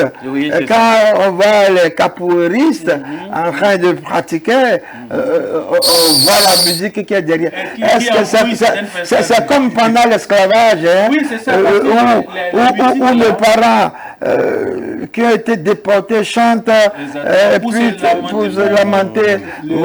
Voilà. De vider leur douleur, même de chanter pour avoir la force pour lutter. Vous pouvez nous faire une démonstration tout à l'heure? Démonstration, il y a vers la musique, vers la fin de l'émission, c'est possible. Vous nous donnez votre accord? Allez, on va revenir avec la boxe, ce gala international de boxe prévu pour se dérouler à Lomé. Et c'est finalement à Keta, au Ghana, que les pugilistes se sont retrouvés. Nous avons invité justement Edgar Adoukonou, qui est un jeune promoteur de boxe, pour éclairer la lanterne de nos téléspectateurs sur ce gala. Alors, Félix, on était péripé, comme vous l'avez appris, comme tout autre d'ailleurs. Le combat était prévu pour être déroulé à Lomé, le samedi dernier. Et il s'est fait qu'il y a eu un malentendu entre les organisateurs et le comité exécutif de la fédération de boxe, dirigé par le docteur Maroussé Anouté, qui est quand même un grand cadre au niveau de cette discipline, qui fait beaucoup d'ailleurs pour cette discipline sportive à Lomé. Et vous savez, moi je dis toujours quelque chose, quand vous êtes dans les organisations de ce genre, il faut respecter les règles qui régissent la discipline. Et la fédération a joué sa partition. Il s'avérait que un des membres de l'organisation n'a pas voulu, qui est d'ailleurs natif quand même du pays, qui n'a pas voulu respecter les droits comme cela se doit. Et du coup, finalement, la fédération a pris sa responsabilité à la dernière minute. Et donc, le Ghana a été tout simplement déporté au Ghana parce qu'il y avait les promoteurs ghanéens qui étaient dans l'organisation. Et pour ne pas pratiquement donner un coup à ce qui s'est passé, ils ont anticipé. Et au niveau du Ghana, vous savez, les anglophones, sa fonction, c'est beaucoup plus de la solidité, les gens sont beaucoup plus professionnels. Donc le Ghana a été ramené tout simplement à Keta, le samedi là. Et il y a eu beaucoup de boxeurs qui se sont illustrés, même les boxeurs togolais, les boxeurs béninois également. C'était le Ghana, et puis... Ouais, nous avons un certain Adam Salano, que vous connaissez très bien, qui est d'ailleurs classé à la WBC. Absolument, il y a deux classements. Un garçon qui fait quand même la plus beau temps de la boxe béninoise, un certain Tandja Imourou, que vous connaissez très bien, qui a quand même marqué l'histoire de la boxe amateur. Au niveau du Togo, le poids lourd. En Bosson, Yaouvi, le poids lourd, le bulldozer, qui a d'ailleurs en découdre avec un Ghanéen qui l'a stoppé à la première reprise parce qu'il ne pouvait pas soutenir les coups. Et également, du côté de la France, nous avons un Français qui était de la partie, Adams Yalis, qui vient directement de Toulon, qui est venu compétir. Et tout ceci, ça a été une belle fête. Heureusement que les Ghanéens ont sauvé cette organisation. Oui, parce que ce n'est quand même pas bon d'annoncer à corps et à cri un événement à Lomé et puis au dernier moment, aller l'organiser ailleurs, je crois que ce n'est pas une bonne chose. Et c'est d'ailleurs, Nazer César Ducour, pour toutes ces pagailles que le CIO a décidé de sanctionner la WBO, l'IBA. C'est l'IBA, qui signifie International Boxing Association. donc c'est terminé avec cette confédération, cette association internationale. Il faut essayer de faire la part des choses. L'IBA, c'est beaucoup plus une institution qui gère la boxe amateur que le CIO a suspendu. Il y a l'IBA au niveau professionnel, la fédération. AIBA. Non, l'IBA n'existe plus. Oui, c'est ça. l'IBA qui a... IBA, oui, je crois que... En tout cas, le comité international a dit on ne veut plus voir ça. Depuis plusieurs années, ils ne sont plus ils ne sont plus actifs, on les a sanctionnés afin de détournement. Il a une véritable pagaille au sein de cette discipline. Et les gens... On donne les titres seulement aux gens. Les sont obligés d'aller créer leur version. Il a ADU, il a WOS. N'importe quoi. C'est du désordre. Aujourd'hui, le CIO a raison. Désormais. C'est ça, depuis certaines années, ils ne sont plus aux Jeux Olympiques. Est-ce qu'on peut avoir... C'est la Fédération internationale de gymnastique qui gère la boxe. C'est une honte. Et c'est pour cela que ça ne nous a pas plu. Lorsqu'on a décidé d'organiser ce gala de boxe à Lomé, et au dernier moment, on a appris que c'est au Ghana, à Keta que ça a été organisé. Ce n'est pas bon. Soyons sérieux. Ce que je ne comprends pas, nos boxeurs, nos dirigeants, chaque fois, ils se retrouvent dans ces maïmaïs-là. Comment eux autres, ils ont été sollicités? Comment ils se sont retrouvés là-bas? Qui nous explique les promoteurs? Est-ce qu'il a eu l'agrément de la fédération? Lui ne peut pas expliquer. Les boxeurs, lui, il a été simplement sollicité pour être promoteur. Speaker. Et il a réussi. On l'a suivi, il a réussi. Non, il faut que... en anglais comme en français. You speak English. You try to speak English. Félicitations à toi, je t'ai suivi, c'est bon. Il a dit que la Fédération togolaise de boxe a pris ses responsabilités. C'est sur ça qu'il s'agit. Il y a un nouveau bureau désormais. Oui, il y a un nouveau comité qui est dirigé par Dr Mawissa Adouté. À Lomé. À Lomé. L'élection a eu lieu à Néhola. C'est le docteur. Oui, docteur. Le dentiste. Ah oui, le dentiste. Ah ouais, c'est un bon gars. On l'a reçu en studio une fois. On va le rappeler une fois encore. Il est très gentil. Vous imaginez déjà... Quand ça a commencé, quand les organisateurs ont saisi officiellement la fédération a répondu systématiquement. Ah, désormais, voilà, puisque d'ailleurs, il faut reconnaître, le ministre des Sports, madame le docteur, a pris la décision que désormais, tous les sports, et ça c'est une décision gouvernementale d'ailleurs, il faut professionnaliser les sports. Et la boxe professionnelle ne peut pas être gérée par la fédération et le président... Par les amateurs. Le président de la fédération. Il faut qu'il y ait une commission. Les membres au niveau de la boxe professionnelle. Aujourd'hui, c'est l'ancien président Amouzou Pierre, le président de la Ligue professionnelle de boxe du Togo. Et ces entités-là se sont réunies, ont discuté avec les organisateurs. Ben, il se fait que c'est un de leurs qui, étant bien connu du milieu juridistique, et qui n'est même pas sur place, que lui qui aurait créé tous ces désordres-là, la fédération ne peut pas permettre un certain nombre de choses. Aujourd'hui, il y a une discipline autour de tout. Même si à l'international ça ne marche pas, cela ne voudrait pas dire que sur le territoire national, il faut faire du désordre. Non. On va inviter le docteur, président de la Fédération togolaise de boxe, pour avoir plus d'éclaircissement sur ce faux rendez-vous donné aux Togolais. Ce n'est pas du tout gentil, ce n'est pas du tout bon. La sanction va tomber immédiatement. On va l'inviter pour en savoir davantage. Alors, comme on quitte le ring, on va sauter sur le tatami pour parler de karaté. Oui, l'Open international de karaté Coloris de Lomé. Il y a eu plusieurs médailles remportées. Eh bien, nous allons suivre les images et vous allez constater que au cours de ces combats, de cette compétition, il y a eu pas mal de participants. Et vous savez, moi j'ai eu Maître Ampa, qu'on ne présente plus. J'ai eu d'autres également. Et puis les organisateurs qui m'ont dit que tout s'est très bien passé. Vous avez vu, il y a des Togolais qui ont remporté des médailles. J'ai retenu la béninoise Marie-Stella Odoulami. Marie-Stella Odoulami qui ne cesse de monter. Elle gagne plusieurs médailles. Dans son escarcelle, eh bien, c'est plus d'une cinquantaine de médailles d'or. Et c'est une brave dame. Et cette béninoise qui est au bout, vous voyez, à gauche, là, et c'est elle, Marie-Stella Odoulami. Voilà, deuxième maintenant à partir de la gauche, et avec son trophée en main. Je crois que on lui doit félicitations, on doit lui dire courage. Et puis également aux organisateurs de ce tournoi, hein, Élite Coloris de Lomé, on doit les féliciter. Oui, parce que c'est des initiatives du genre qui permettent aux athlètes de se frotter à d'autres plus forts qu'eux, et qu'au finish, c'est une manière de se préparer pour d'autres compétitions, parce qu'après l'Open, cet Open, il a une compétition sous-régionale bientôt à Abidjan. Et les nôtres seront du côté d'Abidjan pour compétir. Après, il y aura la zone 3 de compétition l'année prochaine. Je crois qu'il faut multiplier ces genres d'initiatives. Et les Béninois, au cours de cet Open, n'avaient pas démérité. Ils sont rentrés avec des trophées, des médailles. Les Togolais non plus. Non plus. Et puis, ils ont occupé la deuxième place. Je crois que de ce côté-là, il faut dire que... Et je profite pour saluer Maître Ampa Johnson.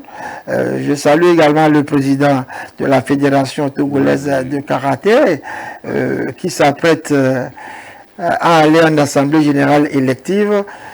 Comme il est pratiquant lui-même, j'espère qu'il va rempiler. Je le lui souhaite parce que c'est un grand homme. Et voilà un président, lorsque vous l'invitez, il est libre, il vient toujours. Il y a des présidents, lorsque vous les invitez, eh ben, ils déclinent l'offre parce que ce ne sont pas des présidents. Simplement. Des gens comme ça, il ne faut plus les prendre à la tête de nos fédérations parce qu'ils ne peuvent même pas faire le bilan de ce qu'ils font. C'est ça, c'est de ça qu'il s'agit. Donc je souhaite bonne chance au président de la Fédération togolaise de karaté-do. Et puis, arrêt sur image.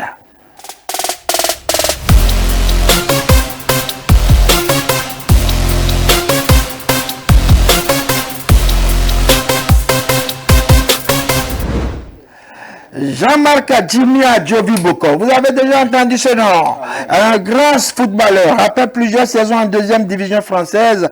Eh bien, Jean-Marc Adjovi Boko signe en 1991 au RC Lens, promu en D1 à 28 ans.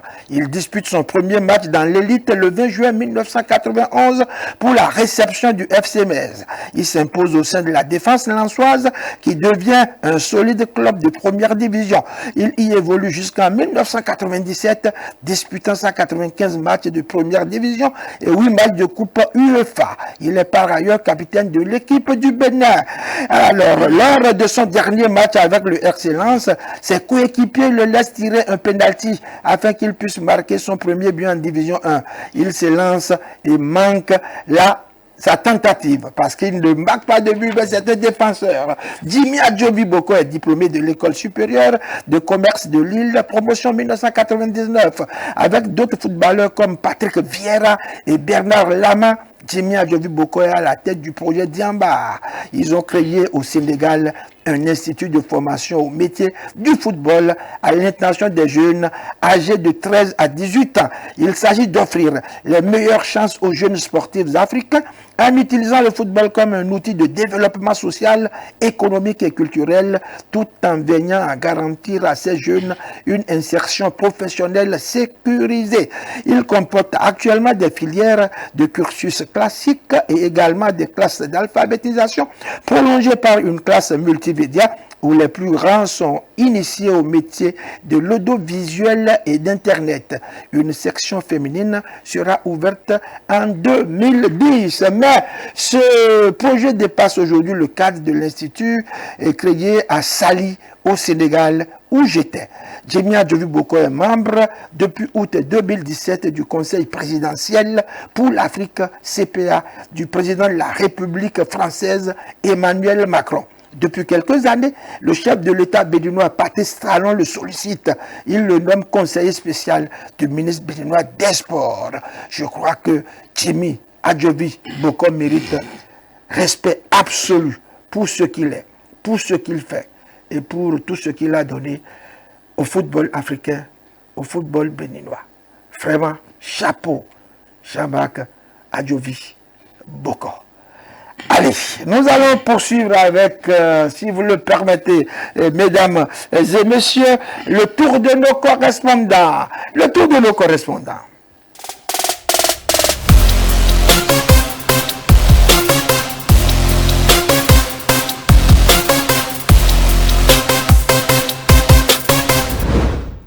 Smaïlia Benkaïdia, vous êtes à Constantine et nous voici en Algérie. Bonsoir.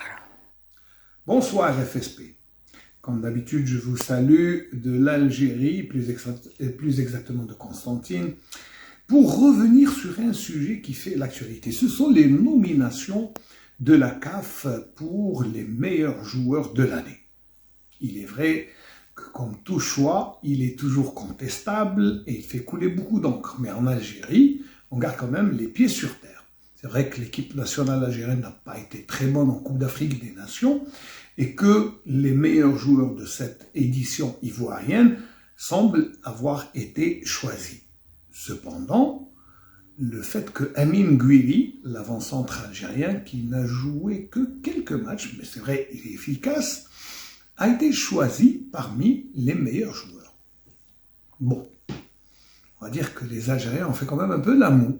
On aurait souhaité peut-être que un Ben Sbaini, qui est excellent durant toute l'année, et même si l'équipe nationale rate ses prestations, lui, il est toujours présent.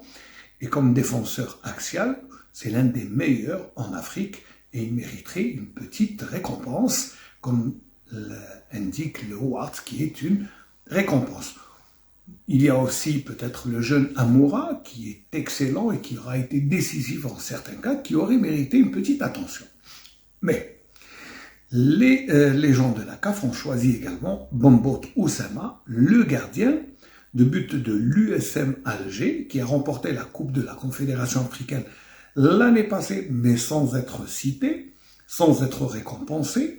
Et même parmi les coachs, il n'y a pas de coach algérien, il n'y a que d'autres, bon, on va dire, d'autres joueurs ou d'autres entraîneurs qui auraient peut-être mérité d'être dans cette liste. Pour Bombot, qui n'est même pas titulaire dans l'équipe nationale algérienne, il se retrouve quand même nominé par la grâce et les faveurs des journalistes ou des experts africains qui ont choisi les meilleurs joueurs de l'année. Je ne parlerai pas du meilleur ou des absents de cette liste des nominés, mais croyez-moi que cela va faire couler beaucoup d'encre en Afrique, surtout pour les jeunes. Allez, je vais parler quand même de l'équipe nationale et des nouveaux venus. Tout le monde aura vu que Brahim Maza de l'Hertha Berlin, pour son premier match, a été décisif avec une belle passe qui aura permis à l'Algérie de marquer le 5e but face au Togo.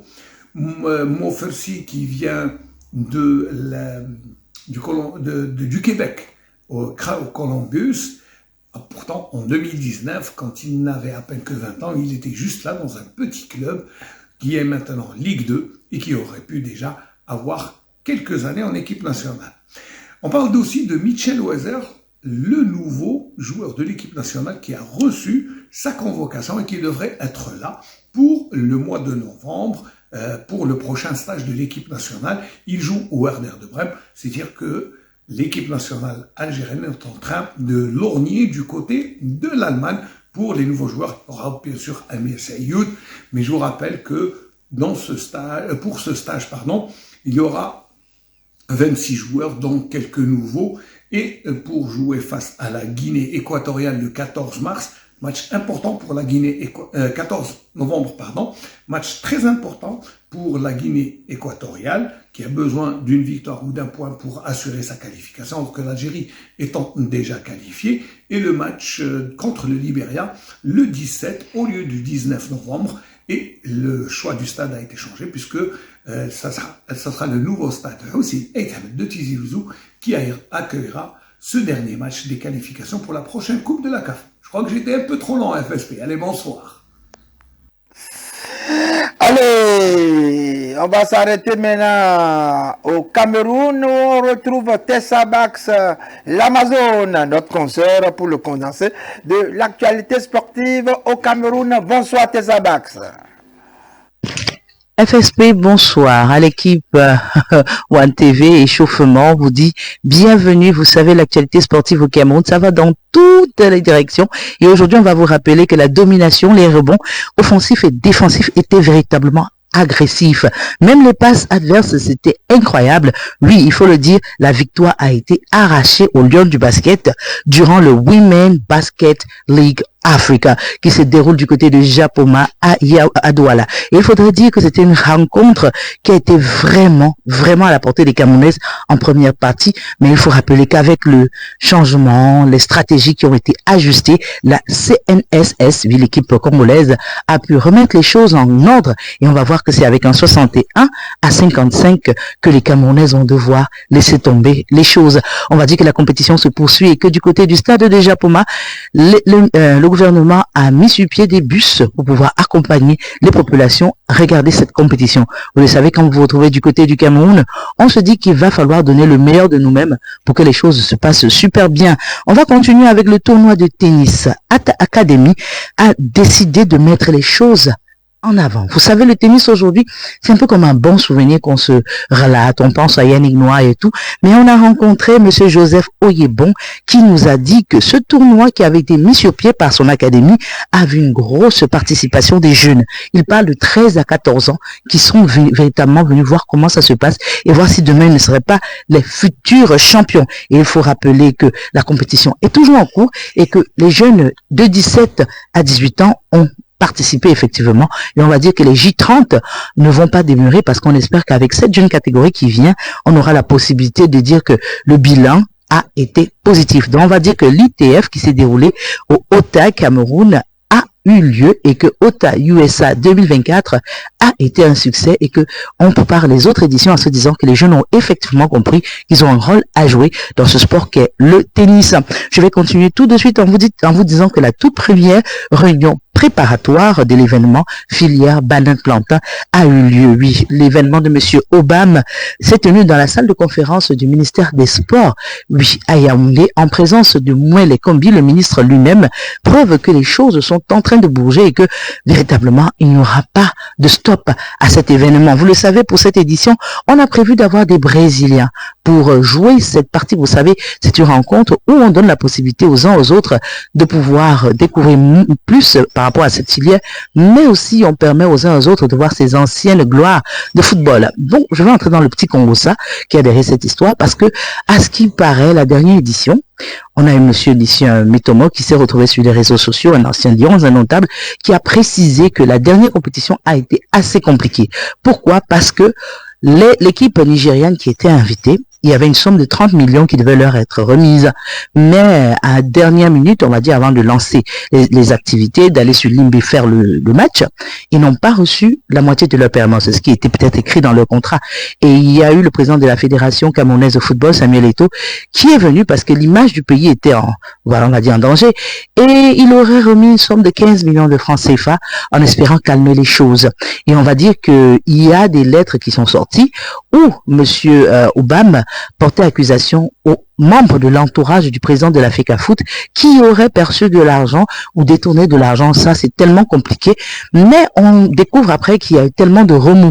Mais je pense que cette première réunion préparatoire rassure sur le fait que cette rencontre filière banane plantain va effectivement avoir lieu et qu'on va avoir l'occasion de voir un très beau match avec ces anciens Brésiliens qui seront là pour pouvoir donner un très beau jeu. Et je ne peux pas terminer cette édition sans envoyer un coucou à l'association des journalistes d'expression anglaise du côté du Cameroun qui se sont réunis et ont décidé de mettre sur pied un tournoi de football. Vous savez, le sport, ça réunit tout le monde et je ne pourrais pas ne pas en parler. Ce sera ce samedi le lancement et on aura l'occasion de voir tous ces joueurs journalistes, voilà, échanger avec des partenaires qui accompagnent les journalistes.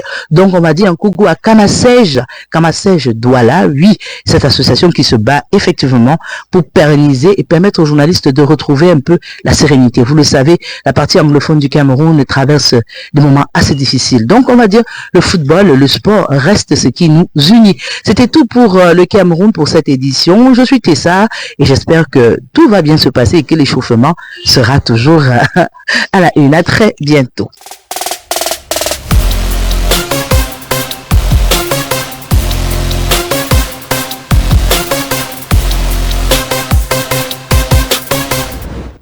Coup de cœur, coup de gueule, on commence par vous, César Nazarvikou. Bon, d'entrée, mon coup de cœur, c'est une fois encore, je vais rendre hommage à un bel homme, un bon monsieur, qui sait faire les choses, qui est méthodique. Je veux nommer le président de la Confédération africaine du sport bourg, l'honorable Idrissou Ibrahim. Ah oui, ça c'est au Bénin. Au Bénin, oui. Et ce monsieur, vraiment, quand je le regarde, je le vois de loin, je l'admire parce qu'il est méthodique. Grâce à lui, aujourd'hui, la discipline pétanque, la discipline boule, bouge un peu partout en Afrique. Ouais. Vous vous rappelez le dernier championnat d'Afrique qui s'est déroulé à Marrakech. Beaucoup ont salué l'esprit. L'expertise. Oui, le leadership de cet homme. Les remous, pour dire la division, mais il sait comment se mettre au-dessus de la mêlée pour gérer les choses. Et bientôt, l'Afrique sera au rendez-vous de ce champion, de ce 51e championnat du monde de pétanque. Aujourd'hui, le sport bouge un peu partout. C'est pratiqué dans tous les pays d'Afrique. Et je crois que celui-là, c'est un Béninois qui est adulé, qui est admiré, qui est apprécié sur le plan international. Quand vous sortez, quand vous parlez de président Idrissou, tout le monde dit c'est un bon monsieur. On ne veut pas qu'il parte maintenant. Je crois que celui-là, il mérite des honneurs. On doit l'accompagner aujourd'hui. La Confédération africaine du sport est unie. Tout ce qu'on avait comme cri, les petits cris, les remous, c'est terminé. Tout est terminé. Aujourd'hui, il reste le seul et unique président qui est apprécié de tout le monde et l'unanimité est faite autour de lui. Dans des plans, vous avez des médailles aujourd'hui. Comme je l'ai dit au début, il faut que nos gouvernants accompagnent ces ambassadeurs, ceux-là qui font beaucoup pour la discipline. Je suis diplômé, moi il faut qu'on me nomme ambassadeur. Non, le sport c'est un vecteur de développement. Le sport, quand vous êtes sportif, vous êtes plus qu'un ambassadeur. Au Bénin, c'est compris. C'est compris. Vraiment, félicitations pour tout ce que vous faites. Et je crois que l'Afrique est reconnaissante avec vous et que le monde entier vous salue, vous remercie. Mon coup de cœur. Mon coup de gueule. Mon coup de gueule maintenant, permettez-moi. Je vais déplorer encore ce qui se passe à la Fédération béninoise de rugby. Ça fait longtemps, on a fini avec les crises. Un président qui finit son mandat, qui veut partir, mais on a des difficultés. Est-ce que c'est normal? Il faut que les choses soient organisées de façon démocratique. On empêche ou bien on fait le double jeu.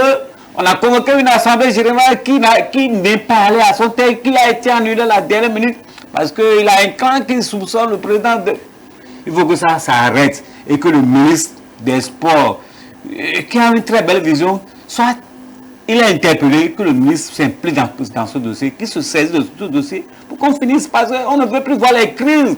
On met l'argent, qu'est-ce qui se passe? On n'a même pas, avant de partir, il a un bilan à présenter. On n'a même pas vu une AG bilan, une AG ordinaire. Et on ne lance même pas l'appel à candidature dans les règles de l'art. Les 45 jours francs n'ont pas été respectés. Il va falloir que le ministre s'implique et que dans les jours à venir, qu'on constate que tout est rentré dans l'ordre et que cette assemblée générale soit bien organisée dans la transparence et que celui qui mérite vienne à la tête de la fédération. Votre coup de gueule m'intéresse parce que au niveau de la fédération béninoise du rugby, il semble qu'il y a des gens qui pensent qu'ils sont dépositaires, c'est-à-dire que c'est pour eux que la fédération appartient. Il y a des gens comme ça. Et depuis toujours, sous chaque président, vous les voyez, c'est eux qui font la loi. Il faut qu'on arrête ça. Le ministre, mon très cher Théophile Hazard, vous qui êtes maintenant un douanier dans la presse sportive continentale, c'est pas au ministre, il ne remet pas à un ministre d'aller mettre de l'ordre dans une fédération. C'est l'Assemblée générale qui doit mettre de l'ordre au niveau de ce qui se... L'autorité, si l'autorité met l'argent là, peut-être que c'est l'argent qui la divise là, c'est dysfonctionnement. Non, il y a des voies de recours. Nous avons d'abord le comité national olympique et sportif béninois. Et je pense que laissez le ministre tranquille. Le ministre ne veut pas être à droite et à gauche. Déjà, il fait de très bonnes choses. On l'a dit, on l'a reconnu tous ici. Que Benoît Dator, franchement, depuis qu'il est arrivé, il essaye de faire quelque chose pour la promotion et le développement du sport béninois. Maintenant, les petites crises, s'il se met encore à les gérer, ce n'est pas la peine. Il faut que ces petits-là, qui n'ont rien à faire, mais qui sont là, quand il y a élection, ou bien quand il y a assemblée générale, vous les voyez, c'est eux, ils sont à gauche, ils sont à droite. On va commencer par citer leur nom. Non, il faut que ces petits cessent. Ce n'est pas normal. Ce n'est pas normal. La fédération n'appartient pas à quelqu'un. C'est pour tout le monde. Et c'est l'Assemblée générale qui règle ce genre de problèmes. Coup de cœur, coup de gueule. Maître Mamoudou Fassassi. Merci FSB. Mon coup de cœur. Et ça va à l'endroit toujours de ma discipline, la capoeira. Je pense que tout va bien. Parlons de technique, entraînement, l'évolution. Ça se passe bien. Tout se passe bien. Nous n'avons pas à déployer des mésententes ni de crise. Ça, tout se passe bien. Il y a l'évolution au niveau des enfants. Et je pense que nous avons une avenir meilleure vraiment pour la capoeira, que ce soit béninoise, que ce soit togolaise et africaine. Je pense que l'Afrique commence par se réveiller petit à petit. Sinon, il y a de cela 5 ans, 10 ans, c'était plus compliqué que ça. Mais à travers le travail de chaque professeur et des présidents, des autres associations, que ce soit au Ghana, en Côte d'Ivoire et dans la sous-région, tout commence par évoluer. C'est seulement au Nigeria que tout récemment, en décembre, nous irons implanter une première association. Parce qu'ils n'ont pas, jusqu'à maintenant, ils n'ont pas d'association. Nous allons les aider quand même à mettre en place ça pour que la confédération de capoeira, pour lequel je suis en train de lutter pendant des années, pour que ça soit officiellement reconnu par les gouvernements. Je pense que c'est ça mon coup de cœur. Le coup de gueule, c'est toujours, ça va à l'endroit, toujours des autorités qui peinent vraiment à reconnaître notre discipline, la discipline qui est un patrimoine, notre patrimoine, et qui est un sport complet qui peut beaucoup faire pour la jeunesse béninoise. Et beaucoup l'adorent, ils l'aiment à travers même les chansons. Il faut juste écouter les chansons de capoeira pour tomber amoureuse de la capoeira. Je crois que vous avez déjà dit. Exactement. Si on vous fait obstacle, dites-nous. Nous allons crier fort et le chef de l'État va entendre. Je tiens surtout à vous remercier. Mais il n'y aura plus d'obstacles. C'est terminé ça. Et je pense qu'avec votre accompagnement, je pense que ça ne peut qu'aller de mieux. Vous avez promis de nous donner un peu de... Dans quelques instants. Coup de gueule, Edgar Adoukonou. Le coup de cœur, ça va à l'endroit du comité national olympique et sportif béninois, à travers son président et l'ensemble du comité d'ailleurs. Parce que depuis l'avènement de ce président, nous avons moins de crise. Tout à l'heure, j'ai vu mon aîné du coup parler de rugby. Vous allez voir d'ici là, le comité olympique va se saisir du dossier. Vous n'êtes pas sans savoir que au niveau de la boxe, il y avait un souci, le championnat a été suspendu, tout ça. Le comité olympique a pris ses responsabilités et a soutenu les responsabilités à permettre à ce que chacun puisse désormais reconnaître ses droits. C'est clair. Et donc déjà, je tiens un coup de chapeau au président et son comité d'ailleurs, parce que franchement, il y a un travail qui se fait. Également, les recyclages au niveau des des différentes fédérations, des séances de formation, tout ceci, pour quand même permettre aux sportifs, aux fédérations d'être au pas des réalités de leurs différentes disciplines à l'échelle olympique internationale. Donc déjà, franchement, je tire un coup de chapeau au président du comité olympique, Julien Binavora, et au secrétaire général et tous les autres membres à travers... Pour tout le travail qu'ils abattent, ce n'est pas facile. Chapeau. Alors au niveau de coup de gueule, mon coup de gueule, je déplore une situation, vous savez, qu'on le voit au nord, Barthélémy Adoukonou. Justement, date anniversaire de son décès. Le 8 octobre 2021, 8 octobre 2024, ça fait 3 ans que l'emblématique, le charismatique Barthélémy, le patron des patrons, exactement, le baobab, le grand matchmaker, est parti, mais Barto n'a pas été toujours célébré. C'est vrai, nous autres, nous sommes en train de battre pour que cela soit fait. Mais déjà, au niveau des acteurs, il faut qu'on pense à celui-là. Barto a tout donné à la boxe médinoise. Quart du siècle pour la promotion du Nobla. Il a été d'ailleurs pugiliste, ancien capitaine de l'équipe d'arménienne de boxe. Il a été aux Jeux Olympiques de Moscou, vous savez. Oui, bien sûr. Ah, c'est le capitaine. Vous savez, vous ne connaissez pas votre papa, mais vous le voyez sur le ring, il ressemble à Cassius Clay. Il bouge comme il bouge comme Mohamed Ali. Eh bien, il est parti. Pour l'instant, il est un peu dans la paix à son âme. Paix à son âme. Non plus célébrer. C'est vrai, nous autres, nous essayons de faire le travail sur le terrain, c'est déjà quelque chose. On aurait souhaité, bien évidemment, que... Vous faites un projet que vous soumettez, un projet en soumet aux autorités. Bateau n'est pas n'importe qui. Voilà, c'est ça. Déjà c'est en cours. D'accord. Que les autorités accompagnent. C'est clair. Pourquoi pas en conseil des ministres? Pourquoi pas, pour tout ce qu'il a donné. Exactement. Donc voilà un peu, et demander aux acteurs de la boxe d'être toujours unis, de travailler dans une symbiose parce que il y a trop de problèmes de personnes à la boxe médinoise. Il faut que ça cesse. Il va falloir que nous puissions travailler de la main. Toutes nos disciplines. En tout cas, déjà, dans d'autres choses, on voit que ça va un peu mieux. Quand on prend le cas du handball, du président Sidibou Karimou qui fait un travail remarquable, mais au niveau de la boxe aussi, que les problèmes de personnes, parce que généralement, c'est beaucoup plus les problèmes de personnes. Il va falloir qu'on travaille en synergie pour que la boxe médinoise retrouve ses lèvres d'or de 90. Voilà un peu ce que je peux dire par rapport au coup de gueule. Nina, coup de gueule. Bon, moi, mon coup de cœur ira à une association et à son fondateur pour laquelle je travaille, la Leading Youth Sport and Development, qui a permis à beaucoup de jeunes de moins de 18 ans, que ce soit les femmes, que ce soit les filles ou les garçons, de pouvoir jouer au basketball et d'aller à l'école. Parce que dans les milieux défavorisés, c'est vraiment déplorable, mais les gens n'arrivent pas à jouer. Il a fait construire des terrains, par exemple à Couvé, où il a permis à beaucoup de jeunes de ce centre-là de pouvoir apprendre à jouer au basketball, de pouvoir se déplacer pour venir à Lomé pour affronter leurs confrères. Il a permis beaucoup le mélange de culture aussi, surtout parce qu'il y a beaucoup d'enfants de riches personnes, je peux dire, qui jouent dans des écoles, puisque c'est par rapport à certaines écoles aussi qu'on joue. Donc on joue une ligue qui s'appelle Miledou, qu'on joue sur toute une saison, qui va commencer bientôt d'ailleurs. Donc ça permet le choc des cultures, je peux dire. Et grâce à lui, il y a eu beaucoup de choses, même après la ligue, parce que c'est une ligue de moins de 18 ans. Après la ligue, il recrute les jeunes qui ont fait partie de cette ligue-là pour eux-mêmes travailler contre rémunération. Ce qui permet aux jeunes de ne pas finir après et d'abandonner, de rester sans rien. Donc moi, mon coup de cœur ira vraiment pour ce monsieur parce qu'il nous a permis aujourd'hui à nous, certains jeunes, d'avoir quelque chose à faire et de ne pas rester les mains vides. Par contre, mon coup de gueule ira aux structures, aux grandes structures du pays, je vais dire, puisque, comme je l'avais dit précédemment, il n'y a pas de financement dans le sport.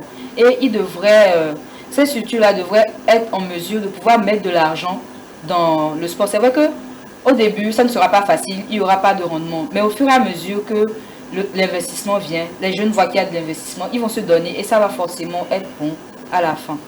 Donc ça sera mon coup de cœur. Merci beaucoup Nina. Eh bien, mon coup de cœur va à l'endroit de Malik, hein, Monsieur Malik, lorsque vous allez à 16 ampoules à Cotonou, Malik, c'est ce jeune, eh bien, qui a sa boutique de vente de tenues de sport, et c'est lui qui m'habille. Je lui dis félicitations, merci hein, Malik. Et beaucoup de gueule. Non, écoutez, lorsque l'État met beaucoup de moyens à disposition des fédérations, il faut savoir dépenser ses sous. Il y a des pays autour de nous qui n'ont pas cette possibilité, qui n'ont pas les mêmes moyens, qui ne reçoivent pas les mêmes assistances. Donc, le fait d'aller jouer, par exemple, à Abidjan, c'est onéreux, ça coûte très cher. Essayons de négocier avec le pays frère, le Togo, prenons le bus et puis venons jouer à Lomé, retournons au lieu de dépenser des millions et des millions. Alors que, franchement, je n'en sais rien, mais on a besoin de ces sous pour faire autre chose. Voilà, vous avez promis de nous jouer. Allez, allez-y, là, nous quitter.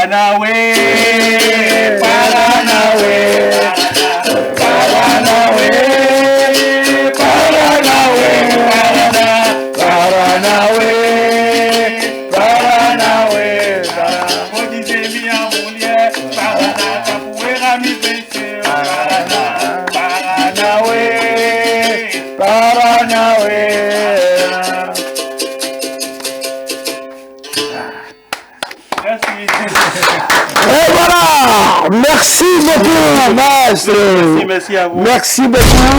Beaucoup de courage.